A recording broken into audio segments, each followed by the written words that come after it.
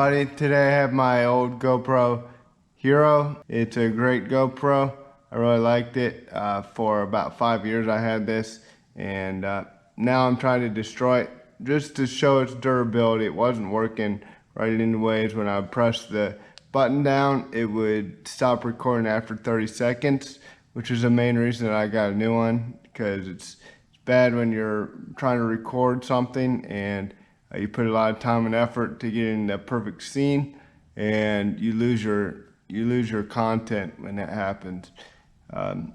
So I decided to get a new one. I've got the GoPro 7 Silver, and it's been a better camera. I like the stability thing that it has on it. If you're in a shaky car, which I do tours a lot, and it's kind of shaky, I noticed on some of my old tours, but now it's just smooth when I'm driving, so that's really nice. And also, I like the screen on the back. This one didn't have any screen. I wish I had my wood splitter.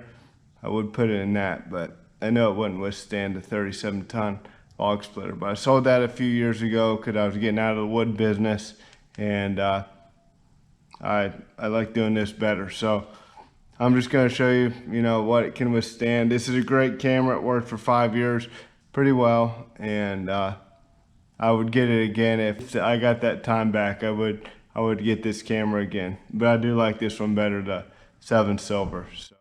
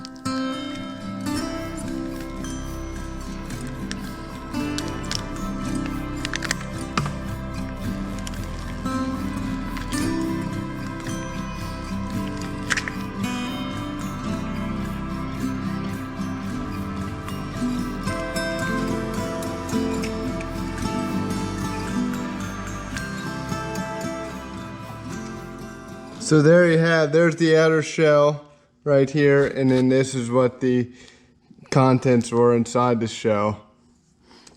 The outside screen, which I smashed, the battery, and all the technology right here.